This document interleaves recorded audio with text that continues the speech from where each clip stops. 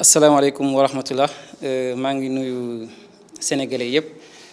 man la Chérif Mouhamadou Mokhtar Sarr mais ñu gën ma xamee ci Chérif Sarr. Chérif ñu gis rajo yaa ngi wax ñu ngi bind si sàccum 5 kilogrammes d'or yi nga xam ne sa frère bi Tahirou Sarr jiiñ nga la ko léegi nit li si gémmiñu borom la dàkkee dikkaata ni si nan la demee. waaw man sax duma wax ci sama frère moo ma ko jiiñ am jiiñu ma ko. Comme que mbir mi demoon na ba ci yoon instant ni affaire yu jiiñaate dañ koy weesu mais affaire yu yoon la ñuy wax bon ñëwuma fi tamit pour jéebaane sama famille wala di wax ci sama famille parce que la famille est secret et est sacré mais li ma andi wala li ma bëgg a leeral mooy comme que dañ ci tudd sama tur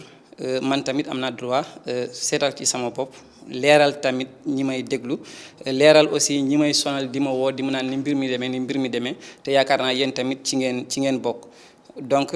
ñoo ko gisandoo ci liñ ma wax parce que leeral dafa xëy bind ka ne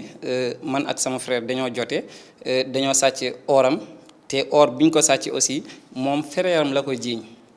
te frère am boobu bu ñu préciser woon du ma ci tontu mais dañoo wax Chérif Sarr ba pare ñu def ci sama photo donc loolu aussi il faut que ma leeral ko parce que ñoom jéemoon naa leen jot pour lu ñu wax nii ñu andil ma ci firnde jéemoon naa leen jot pour ñu démentir li ñu wax nii parce que li ñu wax nii amul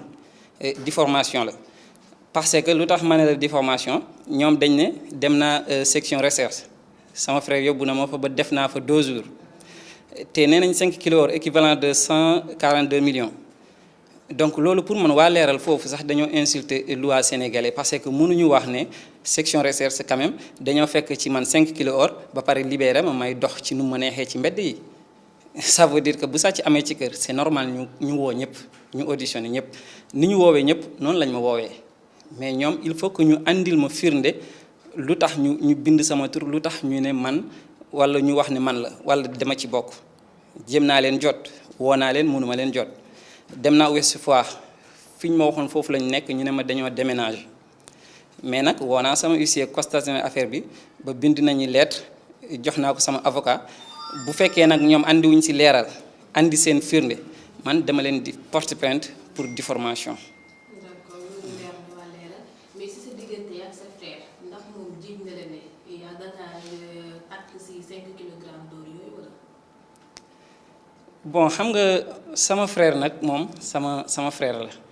te kooku aussi waajur la ci man tey àdduna du gudd tànk mukk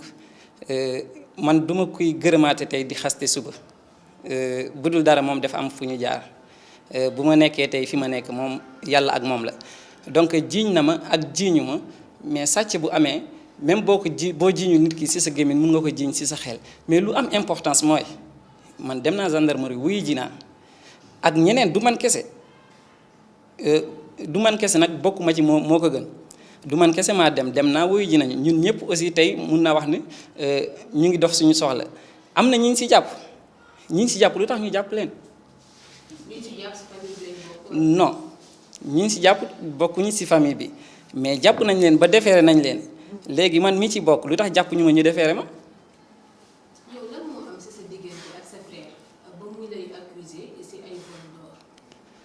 bon franchement man xawma li ci am xawma ndax dafa am ñu koy informer ay mauvaise information mais moom actuellement fi ñuy toll nii moom xam na leer na ko ne man bokkuma ci parce que enquête bi gendarmerie section recherche la nekk te képp ku xam section recherche xam seen xarañaay donc ñoom blanchir nañ ma parce que bi enquête bi di déroulé noonu même sama passeport foofu la nekkoon ba enquête bi pare pour ñun ñëpp waa kër gi famille bi képp ku ci jege mu bañ a dem fenn donc ñoom bu ñu ma xëyee woo ma delloo ma sama passeport ne enquête nañ ci yow bokkoo ci gisuñu dara lu ñu lay toppee mais man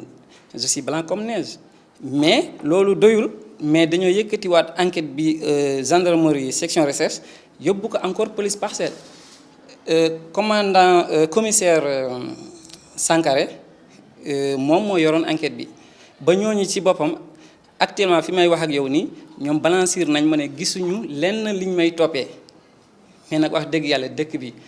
ëpp ma fi ay mbokk wala aw ma fi benn pouvoir bu may protéger buy tax ñu tudd ma ci scandale bu toll nii ba pare ma ci dox sama soxla di toog di wax nu ma neexee di lekk di naan loolu mënul nekk c'est impossible. loi bi ñëpp la fi nekkal amul kumba am ndey amul kumba amul ndey kiñ si jàpp tey ba defeere ko kooku am na ay mbokk kooku xanaa bu bokkoon ci man dil bi kaso nu mu méttee wax dëgg yàlla dina yuuxu wala dina wax ne ah man ak sa rakk ñoo ko defandoo donc bu ñu ma jàppee nañ jàpp sa rakk bi n'est-ce pas mais moom mu ngi foofu te xëy na police dafa gis ci moom lu tax ñu koy jàpp mais man mi ñu gisul ci man lu tax ñu may jàpp ala kulli xaal mënuñu fexe ba takkal ma ci li ma takkul voilà. voilà léegi police gisul si yow mais sa frère dute woon na si yow ba xam ndax moom da nga ko mës a sàcc loo xam ne da koo gis wala yow da ngay sàcc mosul teg bët lan moo waral moom tuumal ba bàyyi ba ngeen yegg police ba ñuy def ay enquête. Effectivement c'est une bonne question pourtant parce que ku ndobin rey sama moom boo seenee lu ñuul da ngay daw mais man loolu mësuñu ko sekk man ak moom jàmm ak salaam lañu sekk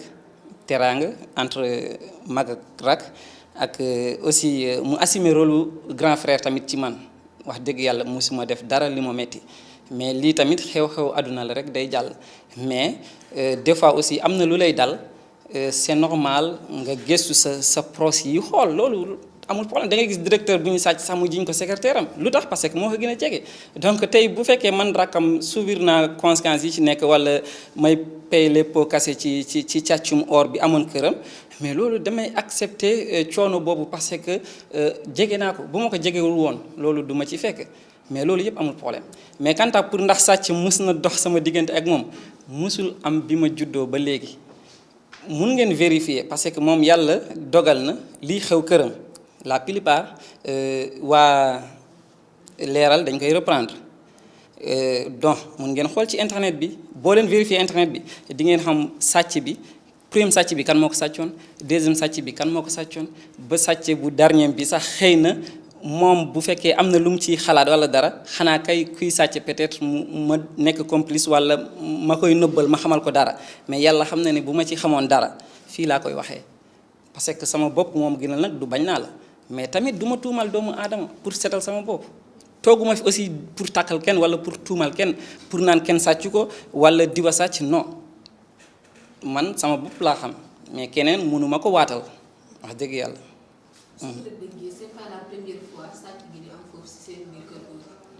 Non, c'est pas la première fois mais loolu yéen journalistes yi xam ngeen ko parce que je pense que